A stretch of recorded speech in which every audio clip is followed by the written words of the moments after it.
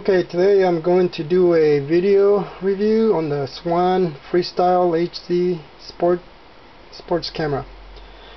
Basically, this is what you get. Everything you see here, this is the box that it comes in. I'm not going to do too much of unboxing here since everything's already out. But let me start with I guess the camera itself right here. It's very light, and it also comes with the LCD, which is pretty neat. You also get, as you can see, several mounting accessories. Comes with a nice laser right here, so you can point and shoot, I guess, when you're not using the LCD. So that's kind of neat. Of course, at first I thought it was silly, but it does come in handy if you don't want to use that, and I know some people don't want to use that LCD. I find myself using it all the time just because it makes it easier to point where I want to shoot, and then it doesn't turn off while you're recording, so that's just something to keep in mind.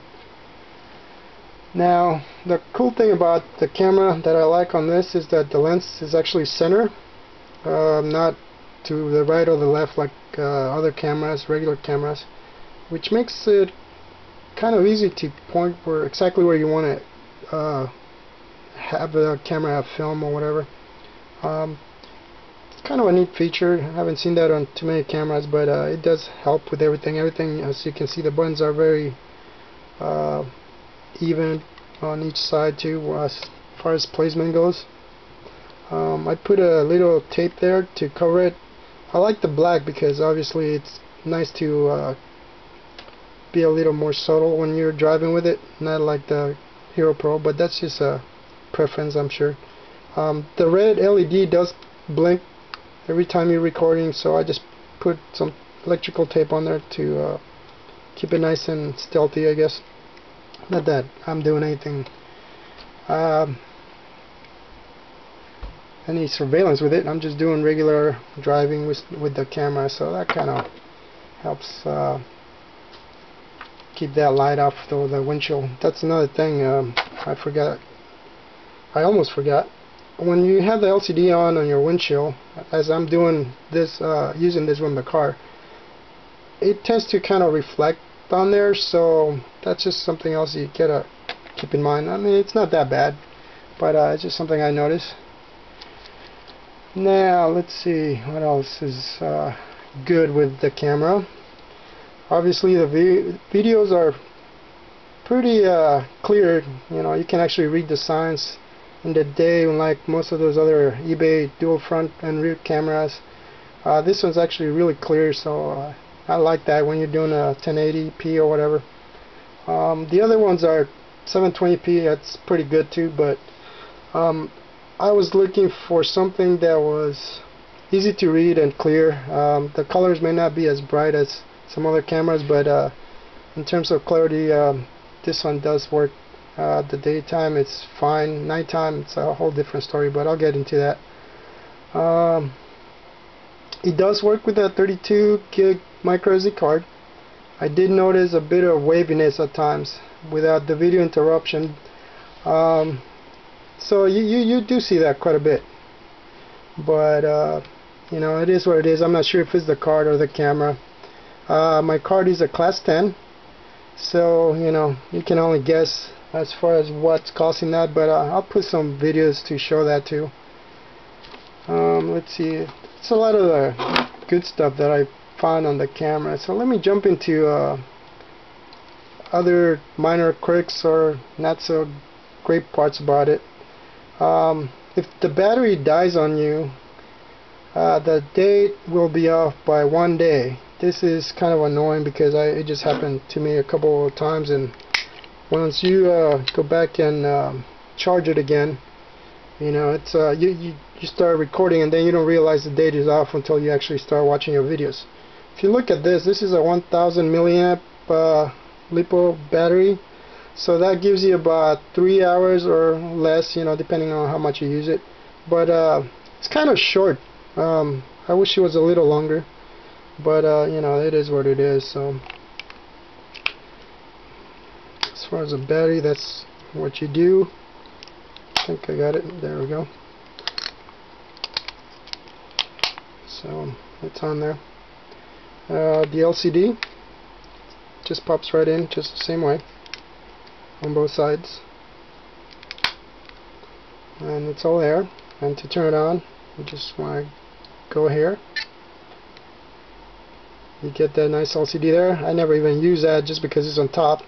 Here's the other part of the camera, the LCD. Let me see if I can go into videos. I'm not sure how well this is going to show, but I guess it kind of picks it up.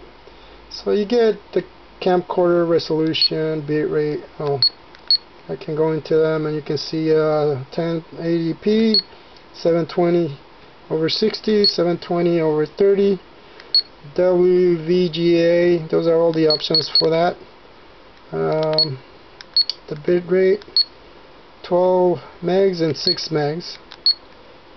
Let's go back to the laser sync. You can use a laser to sync where you want to start shooting, I guess. I haven't used that. I mean, you can turn the laser on and off. I'll see if I can do that in a second. Then you have a capture mode, camera, or just voice, which is kind of neat. If you look here, we have the VOX box. You can actually use that, I think, for just automatically start recording when you're speaking. I'm not quite sure. I haven't used it, but those are the options. You can just record voice, kind of like a regular voice recorder instead of video. So you can do that on this, which I thought was kind of neat. So let's go to the camera here. You get a single shot, and then you have triple shot option. I apologize if you can't really read this, so that's why I'm reading them for you. You have a continuous mode, self-shot mode. I believe this has a 0, 5, and 10 second option there. Then you have a resolution of 3 megapixels, 5 megapixels, and 8 megapixels. That's what this gives you. Now let's go to the last option, which is the setup. You can have the beep on or off. Display time on, off. Loop record. You can have it record on a loop, obviously. Just, you know, have it overwrite whatever you had before, so you don't have to keep changing it. Auto standby 2 seconds, 2 minutes. Well, let's go back here. It's got none, or let it go into standby mode automatically. So it does not even 0, just a bar on there. So then you have 2 minutes, 5 minutes, and 10 minutes. I leave it at 2 minutes. So we got TV standard and NTSC and PAL. So there you have that. I think those are pretty much all the options there. That's for the actual settings on the camcorder. Now the bottom, this is a playback button right here. So you can play back your recorded stuff, or you can play back your pictures. I have none. So that's pretty much all the options as far as the menus go. And then you're back at square one where the camera, it's ready to go. In order to record, you press this record button on the left. Right one is for the pictures, taking pictures. You can take a picture right now. The camera is on, but I'm not recording or I'm not doing anything, so if I press the picture here, I can take a picture of that. There it is. And then if I go back, capture, and then there's my picture. Funny, because actually I found this to be one of the worst features on the camera. Every time I tried to take a picture at night, it would take forever, and then all I ended up was with really blurry pictures. So that's that. Okay, let me go back to my cons here, or the stuff that's not so great. I know I kind of went over on a few of those features there that I wasn't planning, but yeah, that's what it is. Let's see. Okay, something else I forgot to mention is the plastic covers on the side of the camera. They're a bit hard to get into, pain in the butt actually. So you have AV out right here, which these cables are for, and then you have HDMI, which allows you to use a camera on an HDMI TV to capture video, I guess. One of the things about this is it uses a, trying to remember if it was a mini, I don't have the cable with me, I forgot what I did with it, mini HDMI, and I tried to plug that into the computer. I could not get this to do anything. I couldn't see a damn thing. So I guess unless you do it directly to a TV or something like that, it might work, but pretty useless for what I wanted to do. I wanted to use it on the computer, kind of like a webcam, but even the USB won't let you do that, so you can't use this as a webcam, so that kind of sucks. There's your SD card and the USB. So the USB has two options. As you plug it in, if you leave this on off, the camera is charging. If you put it or turn it to the on button or the on side, the camera actually becomes like a hard drive, so you can actually view your videos and whatnot. Now let's see, what else am I missing here? Oh yeah, the date and time. I think I show you that.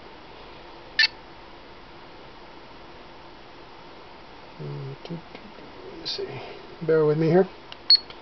Okay, when I start recording, well, I don't see it on this, but anyways, when you start recording, the date and time is set with the year at the beginning, and you can't change that. It's the way it is. When you see the videos online that I put up there, you'll see that you have the year first, and then the date and the time. Not a big deal, but we're just used to having it at the other end in the US, but that's something to keep in mind. It'll be on all your videos just like that. So that's one little quirk, other little quirk, I guess. As far as the buttons, like I said, you know, that records on this on the left side, and then the camera's on the right side. And normal regular cameras, you know, you have everything on the right side. I'm right-handed, so this is kind of a little getting used to. Just something you gotta remember. The good thing about that is, let's see. Oh, the remote control for the camera basically takes care of that problem that I just mentioned. This is one cool feature about this camera. You get this very, very rugged remote control.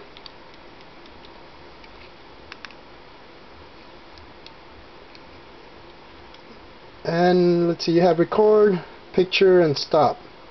You can actually turn on the laser with the remote control as well. Let me see, let me do it with the record button. You have to hold it down, and I believe it should turn on, and there it is. Press it and hold it again, and the laser is off. I can do it with the remote control too. Hold it, the middle button, and there's my laser. I can do the same, turn it off with it too. Hold it, and then it's off. So that's a pretty neat feature about the remote, having a remote control. And as you can see, this thing is really, really rugged. It's all kind of bulky too. That is probably one of the most useful things that I've been using on this camera, just because it makes it a lot easier. From when I mount it on the car, it's hard to get to these buttons, and I've even had problems just trying to get this set on the car because the mounts are just so short. So this is extremely handy. The downside to it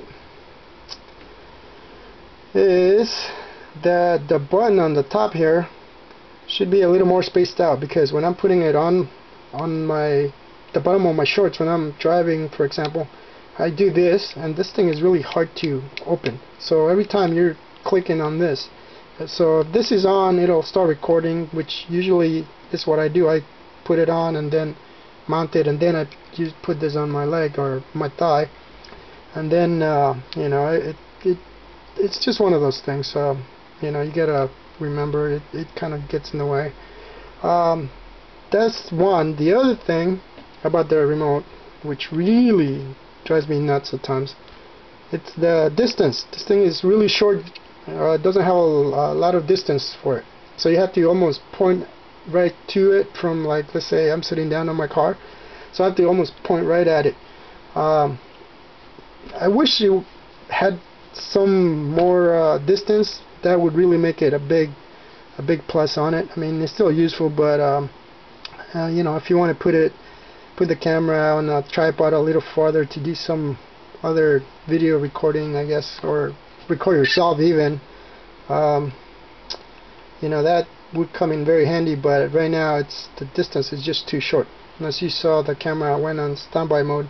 It's still on, but it just went on standby mode and it turns off. So in order to turn it on without touching the buttons, because it's on standby mode, I can hold this down and it'll turn on. There it goes. But you have to hold the buttons down. It's not like press it and it's on. So that's kind of annoying sometimes when I'm driving. You know, I want to turn it on real quick, and you gotta remember you have to hold it down, and even for recording you have to hold it for like a second or two. And you know, it's just one of those things. See, it didn't turn off until I hold it.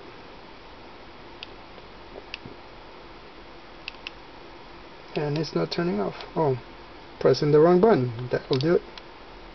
There we go. Okay. So that's that. Let's see, what's another downer for this? Oh yeah. The night vision. This is not a night camera. That's a real downer, because your videos are kind of, well, they're not great actually. You know, if you look at my other videos, you'll see that when one of the videos I did a really dark street, which was actually a park, so you don't get a lot of light. But when you get close to the cars, you see the red as a blur. That's one of the bad things about the camera at night. You know, you can't really get detail unless you're really close. But this camera is just not a night camera. One way I found out to test any camera is to take pictures or video towards the sun. If the sun is just a blob, then you know you're not gonna get too much shells out of it, you know. But like on my Sony, every time I would take something like towards the sun or whatever, or at the sun itself, I mean, you're not supposed to be doing that because you know you don't want to be staring at it, but it's a good way to tell whether your camera is gonna have pretty decent quality pictures, because if it doesn't show the sun as a blob, more as a detail, you know, light or whatever, then you know that it's going to be a nice lens for you. Let's see, let me go on to the next problem I found here. On the mounts, if you look at these mounts, they only go forward and backwards. Forward and backwards. There is no 360 degrees for like what I want to use them, you know, like let me show you here. I got this mount here that I bought off eBay. Well, this one doesn't have it either, but anyways, there's no rotation for the camera where you can go this way. You can only go this way, which, you know, kind of defeats the purpose if you want to adjust it towards the left or the right on really quickly without having to turn the whole mount like that. But that's something I need to get into in a second. All the mounts are stick-on, so for my purposes this have been pretty useless, to say the least. As you can see, I still haven't used any of them. I actually went on eBay and bought, well, not eBay, yeah, I forget where I got this, but you know, China. I bought this one and this one just to test with the camera on the car. So that's one thing I don't like about these mounts. They're just kind of, you know, they don't really do much for what I want to do. The camera is obviously made in China. Why does that matter? Well, it's not necessarily a con, since most of the electronics come from there now, but I know some people would like to know where this is made, so that's where it's made. I did a file transfer of 4.8 gigs at 4.8 megabits per second, and it took about 17 minutes, just to give you an idea on the USB port. So I was just transferring everything that I had recorded there, so yeah, that's what that gave me. The included CD. Okay. This is just a manual, which is the same manual you get. Unfortunately, there are no drivers or programs to edit your videos or do anything. There's nothing. So you're on your own for that, which really sucks, because I was expecting to have some kind of program or drivers or a way to update the firmware on this or something, but you get nothing. As I mentioned before, taking pictures, I think I mentioned it, taking pictures usually takes long, and then you get a nice blur of whatever you took, unless you do it like I did here, really quick. But at night I noticed I just had problems after problems with that.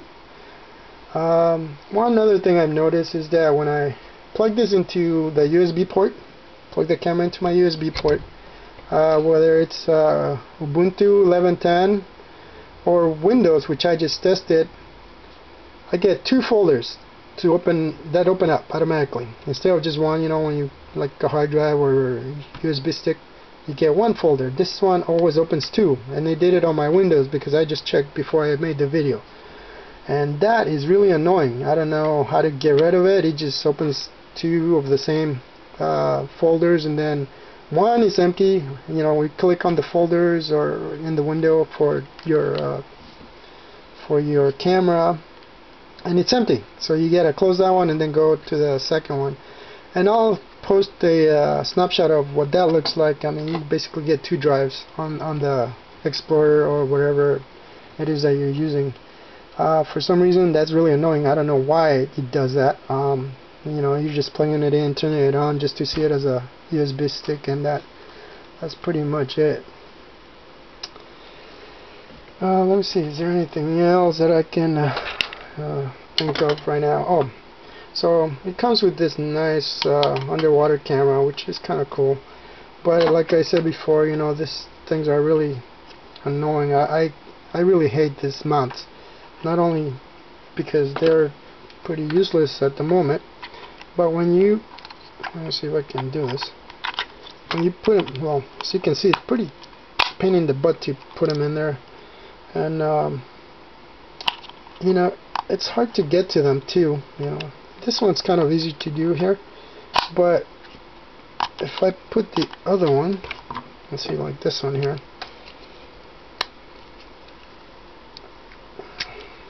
it's really tough to okay, you put it in, but you really have to squeeze with like the tip of your fingers. I mean, this stuff is just horrible. I noticed the Hero Pro has something similar, and the reason I was using this cheapy crappy Chinese mount is because the windshield stuff works great. The length is a bit short, but what I like about this one is this feature here. Press the button, and it has this quick mount for the camera. I mean, I never expected that. I was hoping to see something like that on this camera. But see, to mount your camera, it would just make this heck of a 1 second move, which is what I would really like to see with this camera. A car mount with a quick mount. That would be so awesome if you could find one that works, and it's a little longer, so to give you space here, because once it's on here, because I've been screwing it on the other one that I have, if you look over here, you have to really set it so you can screw it, and I have to keep doing this number every time I mount it on the other mount. But since this one has the quick mount, well, see, as you can see, it's hard to get this right, but it would just make it a 2-second operation, which is what you want. Anyways, I want to show that just to give people a sense of what what you would use this for. I bought this one hoping it would be useful, but it was pretty cheap. But this one, it's kind of like these other ones that they have, just goes sideways. And if I mount the camera, which I still have to really screw on here, it's kind of hard to use it on this, simply because you put it on the glass. If you look, the glass and this is like almost right next to each other, so you don't have a lot of sorry, there you go. So you don't have a lot of room just to move it, and if the glass is here, you can't do this. So another bad experiment with one of these. I mean, the glass mounts work fine, but too short, and then no 360 degree movement. And obviously this one doesn't even have a quick mount too, just like this puppy right here. I hate this thing because it, every time the car moves, this thing was just going like this. I mean, your camera is either shaking or, so this is a really horrible cheapy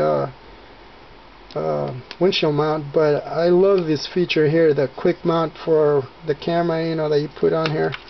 I mean, that's just a great idea that I wish most, if not all, mounts had, and that would make things a lot easier to put your cameras on there, leave this on without having to mess with all this other crap.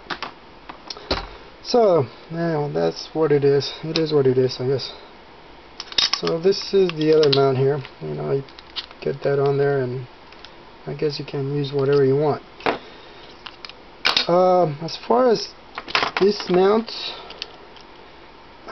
this one I believe it was, and this one here,